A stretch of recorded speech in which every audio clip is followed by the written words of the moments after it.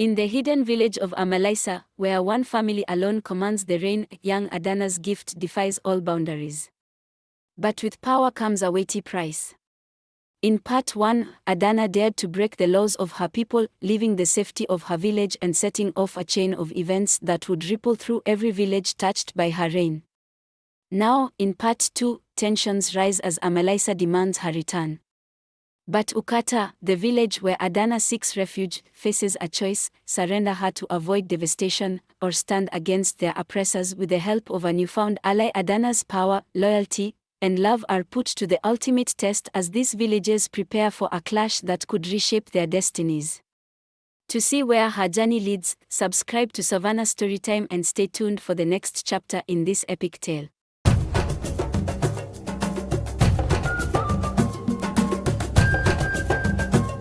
The royal hall of Ukata buzzed with tension thick enough to touch. The king sat upon his carved wooden throne, shoulders heavy, gaze fixed somewhere far beyond the stone walls, as though he could see the fate of his village unfold before him. Around him, chiefs of every age and rank had gathered, each one gripping their staffs or clenching their fists, ready to offer advice or a warning, depending on where they stood on the matter. One of the younger chiefs spoke fast, his voice loud and fierce, ringing through the hall like the strike of a hammer. "My king, this girl, this Rainmaker, she is worth the risk. Handing her over to Amaolisa would mean condemning us all to their mercy. Have they shown us mercy before?" He scoffed, shaking his head. "Never. We must stand our ground and fight." But another chief, gray-haired and cautious, took a step forward. "Fight," he echoed, eyes narrowed. "With what, I ask?" "Our shields, our spears. We are strong, but Amaolisa's warriors, they are many, and they are relentless. If we resist, they'll crush us, and we'll be left with nothing but ruins and regrets." His gaze swept across the room, landing on the king. "Surrendering Adanna might be the only way to spare our people." The hall filled with murmurs, a rising tide of anxiety. The king remained silent, his hands resting heavy on his knees as he listened, weighing every word. He knew his people looked to him for a decision that could save lives or doom them. Suddenly, a commotion broke out near the doors. Every head turned as a messenger, drenched in dust from his journey, pushed through the crowd and fell to one knee before the king. "My lord," he said, breathing hard. "I bring word from Obelik." The name of the neighboring village stirred a ripple of whispers through the room. Obelik, another village suffering under Amaolisa's reign monopoly, had long held its silence, preferring to keep to itself rather than risk conflict with the powerful Amaolisa. The messenger continued, "Our village has heard the rumors. If it's true, Obelik stands with you. If it comes to war, we'll fight by your side." The hall fell into a stunned silence. The chiefs, even the gray-haired one, looked at each other with renewed resolve, their previous doubts now tinged with courage. The king's gaze sharpened, his back straightening as though a great weight had been lifted from his shoulders. With this alliance, a new possibility gleamed on the horizon. The king rose, his voice echoing through the hall with a strength that made each word feel like a promise. "Ukata will not surrender," he declared, his voice steady. "We will not bow to fear or to Amaolisa's demands. Together, with Obelik by our side, we will defend our own." The chiefs nodded, pride flashing in their eyes. For the first time since the meeting began, hope filled the air. They would fight, not just for Adanna, but for the future of Ukata and every village under Amaolisa's shadow. The light in Adanna's room dimmed as the door creaked shut, the metallic click of the lock echoing like a judge's gavel. She turned, pressing her hands against the wooden barrier as if she could somehow will it open. Adanna's heart raced as she replayed her pleas to the Ukata king in her mind. She had tried every word she could think of to convince him. "Let me go to Amaolisa," she had begged, her voice steady but urgent. "There is no need for bloodshed. I can end this without a single sword drawn." But the king had only looked at her, his face a blend of sorrow and resolve. He'd nodded to his guards, and just like that, her fate had been sealed. Now, she was locked away, waiting, powerless. She slumped onto the bed, hands clenched in her lap, each finger digging into her palms as she fought back tears. A part of her, a small, rebellious part, wanted to scream, to call out her frustration at the stone walls that held her captive. But what good would that do? Her cries would fall on indifferent ears, and her voice would be drowned out by the drums of war beating just outside. For the first time, she truly felt the weight of her responsibility, heavier than any crown. As the first light of dawn stretched across the fields near Ukata, but silence heavier than any darkness hung over the warriors. The ground was still, almost as if it, too, held its breath. But then, on the horizon, a line of Amaolisa's warriors appeared, advancing with deadly precision, each step synchronized like the beat of a war drum. Their armor gleamed under the morning sun, weapons raised and ready. These were warriors who had tasted countless battles, and today they intended to savor another victory. Ukata's own fighters lined up in determination, flanked by the warriors from Obi, standing shoulder to shoulder, their faces set in grim resolve. This alliance might have been the spark of hope, but the Amaolisa soldiers moved with a lethal confidence, their eyes glinting with the thrill of what they saw as an inevitable conquest. As the two forces collided, the silence shattered, replaced by the clash of swords and the echo of war cries. The ground became a chaotic storm of dust and blood. Ukata's defenders, brave as they were, struggled against Amaolisa's skilled ranks, their lines faltering under the relentless assault. For every Ukata and Obi soldier who pushed forward, two Amaolisa warriors drove them back, their discipline and force seeming almost unbreakable. Amidst the chaos, Amobi darted through the fray, his spear flashing as he fought to protect his people. Sweat streaked down his face, his breath came in sharp bursts, yet he pushed on, refusing to yield. His eyes caught glimpses of familiar faces fighting beside him, friends and neighbors he had known since childhood, and his heart burned with a fierce resolve to defend them, no matter the cost. But in the heat of battle, fate had its own designs. From the edge of the Amaolisa lines, an arrow shot forth, swift and silent, slicing through the air like a viper's strike. Before he could react, the arrow found its mark, piercing Amobi's side. His breath hitched, and he staggered, the ground seeming to tilt beneath him as pain tore through his body. Blood soaked his tunic, staining it deep crimson, as he fell to his knees. On the edge of the battlefield, Kechi watched, her heart seizing in horror. Her brother, her fierce, brave Amobi, was falling. Without a thought for her own safety, she pushed through the crowd, her cries lost in the thunder of battle. Her eyes locked onto Amobi's slumped form, and every beat of her heart felt like a knife twisting in her chest. The warriors continued their clash around them, the noise deafening, but for Kechi, the world shrank to that single terrible sight. She reached him, her hands trembling as she tried to stem the blood flowing from his wound. Desperation choked her words, her gaze flickering between her injured brother and the chaos erupting around them. She knew in her heart that her cries would not bring him back to full strength, that her hands could not halt the pain spreading through his body. The air in Adanna's small, dimly lit room was thick with silence, broken only by the soft rustling of the guards' footsteps outside. Just then, the door creaked open, and in stepped Kechi, carrying a small, steaming bowl. Her face was pale, her movements careful as she placed the food on the table. Adanna's eyes barely lifted, but Kechi leaned close, her voice barely above a whisper. "I had to see you," she said urgently, eyes darting toward the guards stationed outside. Kechi hesitated, her voice trembling as she continued, It's Amobi, Adanna." She struggled to keep her composure. "He's been wounded. An arrow struck him, and they've carried him from the field." The words cut through Adanna like a blade, her breath catching in her throat. Amobi, her friend, her confidant, the one who'd stood beside her despite everything, was out there suffering because of her cursed powers. Tears welled up in her eyes, and a heavy silence filled the room, growing darker and thicker with every passing second. Kechi reached out to comfort her, but it was too late. Grief and anger swirled inside Adanna, building up like a storm ready to burst. Suddenly, a low rumble of thunder sounded in the distance. Kechi looked around, startled. "Adanna, what's happening?" But Adanna could barely hear her. She was lost in her own turmoil, in the flood of regret and sorrow crashing against her heart. She thought of Amobi's face, of the kindness he'd shown her, of the dreams they'd shared. And now, he lay injured, and it was all her fault. Her fists clenched, her heart pounding, and as her emotions surged, so did the skies.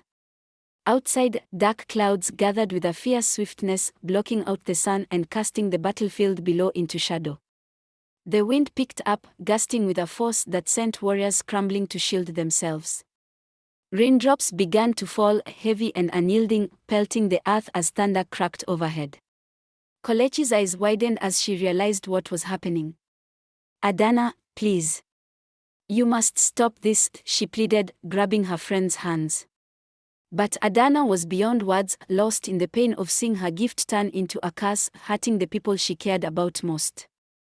The battlefield had been roaring with the clash of warriors, but suddenly, as if the heavens themselves had grown weary of the bloodshed, a shadow swept over the sky. Dark clouds billowed, tumbling over each other with a furious momentum, blotting out the sun.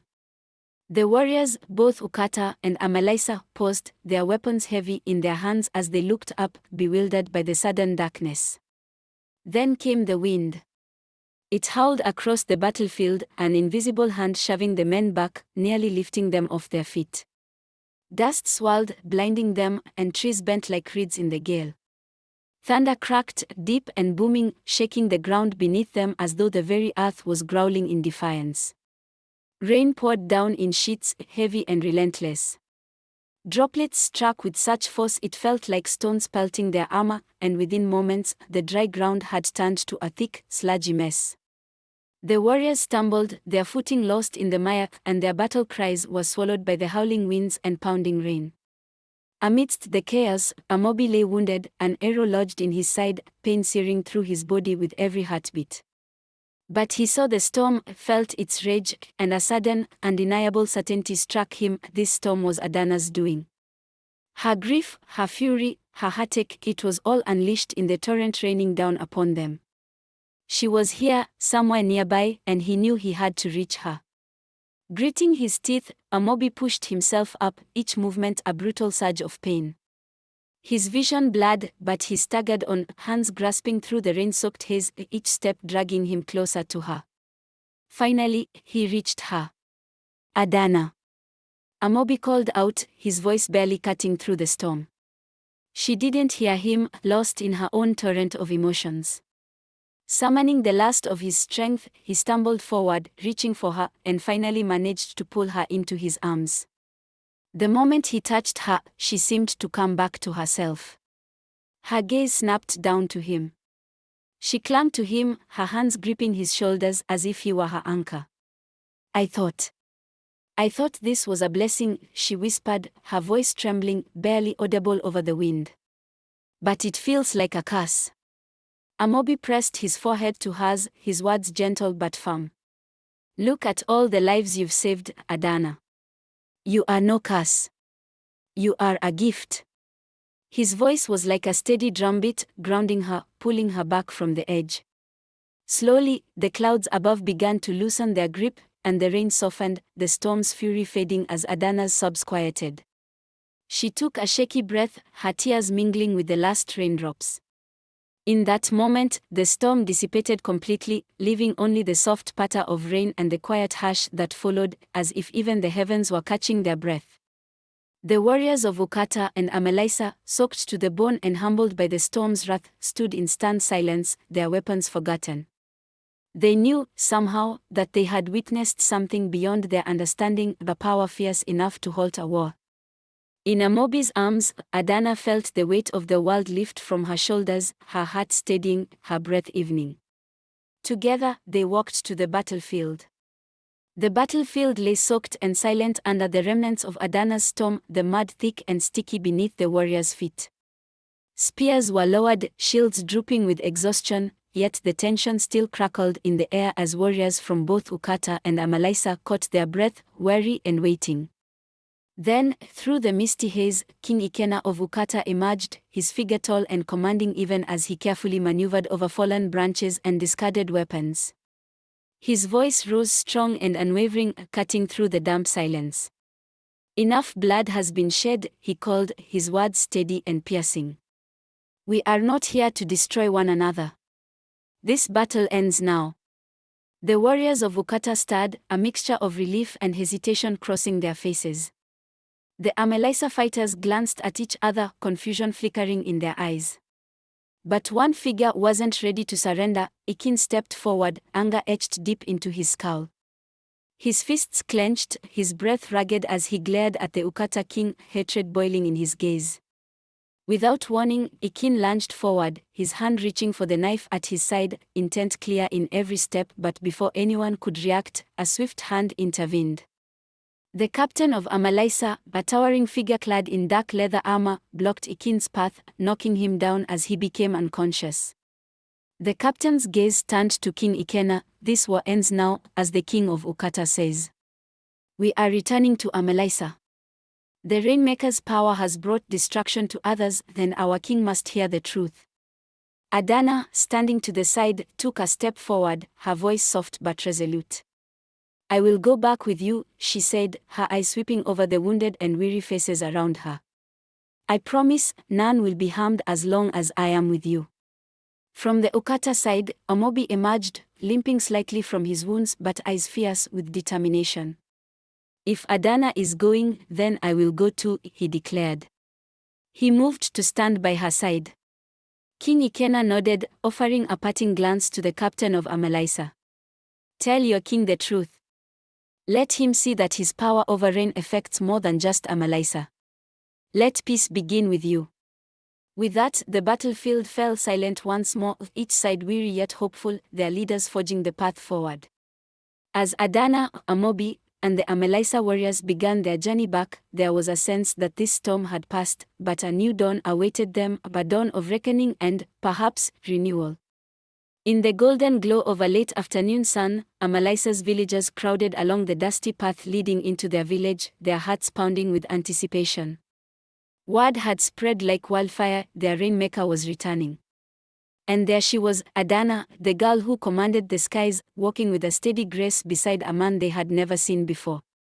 Behind them trailed a stretcher, bearing an unconscious Ikin, bruised and defeated. The crowd erupted in cheers, joy bursting from every face as they beheld Adanna, their living legend. Once inside the royal hall, the air grew thick with anticipation. Adanna, standing beside Amobi and the Amaolisa captain, recounted the horror of the rain diversion. As she spoke, her words painted pictures of the destruction, the drowned fields, flooded homes, and the anguished cries of those who had lost everything. Silence fell as the gravity of her story weighed upon the king, his face etched with shock and sorrow. In that moment, he saw the truth his ancestors had long hidden: the Rainmaker's gift wasn't meant for hoarding. He, too, had unknowingly played a part in a legacy that thrived on the suffering of others. But Chief Oten wasn't convinced. What happens, my king, when rain is needed for a special day or ceremony? He objected, desperation lining his voice. Adanna stepped forward, calm and confident, and explained that her family's gift allowed her to predict and control the rain, and she offered her ability to balance the needs of all villages. With a respectful nod, the king accepted her offer, but her next words would change everything. I cannot marry Ikin. My heart belongs elsewhere. A hush swept over the hall. Chief Oten's mouth opened in protest, but Adanna held up her hand, her tone respectful yet unyielding. I am grateful for the proposal, but my choice is my own. I have found someone who sees me not as a possession but as an equal. With that, she turned to Amobi, who stepped forward with a quiet, steady pride. The hall erupted into murmurs as the villagers took in the sight of their Rainmaker standing with this outsider, this stranger who had fought alongside her. The king's face softened, pride evident as he looked at his daughter of the skies. Then it is decided, he said, his voice filled with solemn approval. Adanna's heart belongs to one who would fight for her freedom, and we will honor her choice. With that, he declared Amobi her betrothed, a new bond uniting not just two hearts but two villages as well. Days passed, and Amaolisa seemed to glow with new light. Word spread quickly to Ukata and Amobi of the peace treaty and Adanna's decision to share her rain gift with all who needed it. For the first time, Amaolisa and its neighbors felt connected not by need or rivalry, but by unity. The villagers gathered at the heart of Amaolisa, where Adanna and Amobi, dressed in the finest woven fabrics of their cultures, stood hand in hand. The celebration was rich with laughter, music, and dances that honored the Rainmaker's journey and her courage to rewrite her destiny. As the sun began to dip below the horizon, the two exchanged vows, their union symbolizing a promise of peace and prosperity for all villages. As the people of Amaolisa, Ukata, and Amobi rejoiced, Adanna looked out at the faces surrounding her, her heart swelling with pride and gratitude. For so long, she had been Amaolisa's rainmaker, her powers confined to its borders. But now, she was something more, a bridge of unity, a force for change, and a symbol of hope for all. And as she and Amobi stepped into their new life together, they knew that they had only just begun a journey that would reshape their world.